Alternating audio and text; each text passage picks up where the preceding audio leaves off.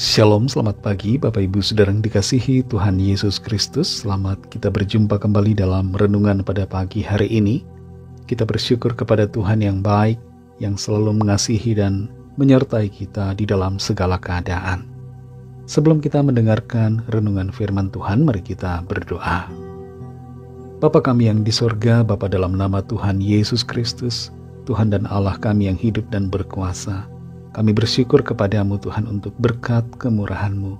Tuhan sudah memberikan kami kesempatan lagi di hari baru ini. Saat ini kami mau mendengarkan kebenaran firman-Mu. Urapilah kami Tuhan supaya kami mengerti dan mentaati akan setiap kehendak-Mu. Dalam nama Tuhan Yesus kami berdoa. Haleluya. Amin. Saudara yang dikasihi Tuhan, ayat firman Tuhan saat ini terdapat dalam kitab Imamat pasal 10, ayat 1 dan ayat yang kedua. Tertulis demikian. Kemudian anak-anak Harun, Nadab dan Abihu, masing-masing mengambil perbaraannya, membubuh api ke dalamnya, serta menaruh ukupan di atas api itu. Dengan demikian mereka mempersembahkan ke hadapan Tuhan api yang asing yang tidak diperintahkannya kepada mereka. Maka keluarlah api dari hadapan Tuhan, lalu menghanguskan keduanya sehingga mati di hadapan Tuhan. Saudara yang dikasihi Tuhan, Malaysia baru-baru ini mendeportasi 68 orang Indonesia yang datang bekerja secara ilegal. Dan bukan hanya Malaysia saja, tapi beberapa negara lain seperti Uni Emirat Arab dan Arab Saudi juga mendeportasi orang-orang Indonesia yang datang secara ilegal. Amerika Serikat juga saat ini sedang gencar mendeportasi para imigran yang masuk secara ilegal dan tidak punya dokumen izin tinggal secara resmi. Kalau pemerintahan saja bisa bersikap demikian terhadap orang-orang yang masuk secara ilegal, maka kita tidak perlu heran bila Tuhan menunjukkan sikapnya yang melenyapkan sesuatu yang ilegal dari hadapannya, yaitu yang tidak sesuai dengan perintahnya.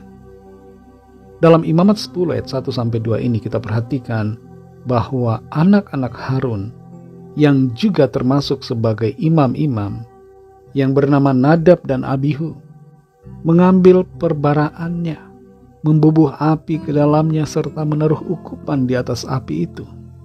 Mereka mempersembahkan ke hadapan Tuhan api yang asing yang tidak diperintahkannya kepada mereka, sehingga keluar api dari hadapan Tuhan lalu menghanguskan keduanya sehingga mati di hadapan Tuhan.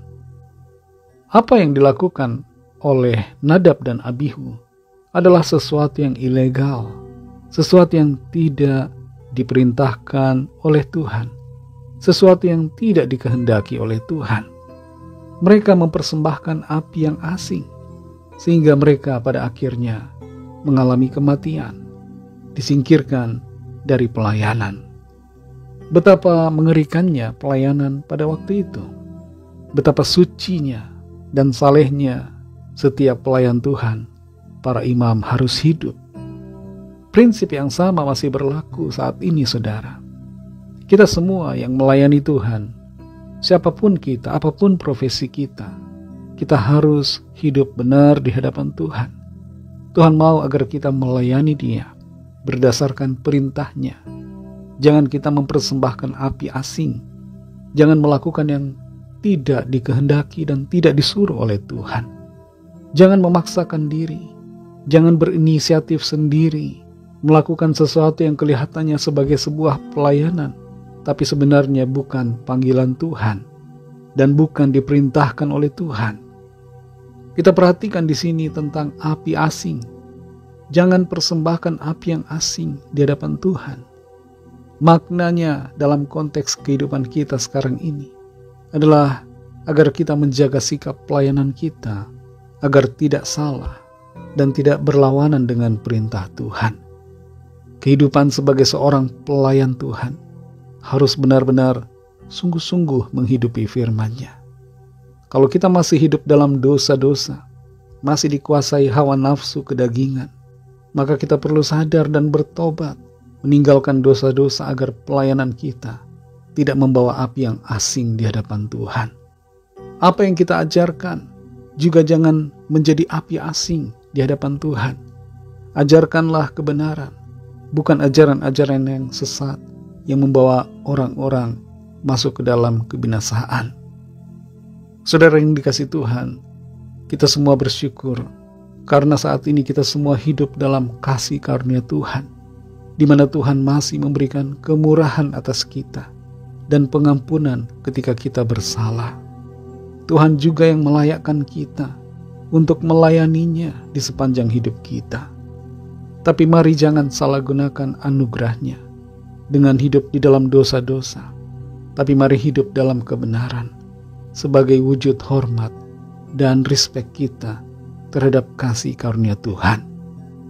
Biarlah kita semua menghormati kekudusan Tuhan dan melayaninya dengan cara yang dikenan oleh Tuhan, yaitu mengerjakan panggilannya dan hidup berpadanan dengan kebenaran firman-Nya. Mari kita berdoa. Terima kasih Tuhan Yesus, kami bersyukur Bapa untuk firman-Mu yang sudah kami dengar saat ini. Kami bersyukur untuk tuntunan-Mu yang mengajar kami untuk tidak mempersembahkan api asing, tidak melakukan pelayanan yang berdasarkan inisiatif atau ambisi kami sendiri, tapi melakukan tugas pelayanan seturut dengan panggilan dan kehendak-Mu Tuhan. Tolong kami untuk mengerti akan tugas panggilan-Mu dan mampukan kami untuk hidup seturut dengan kebenaran firman-Mu. Pimpin kami selalu Roh Kudus, jadi benar dan senantiasa menyenangkan hati-Mu Tuhan. Berkati kami Tuhan di sepanjang hari ini, dalam segala tugas dan aktivitas kami. Pimpin kami agar kami berhasil dan berkemenangan di dalam segala perkara.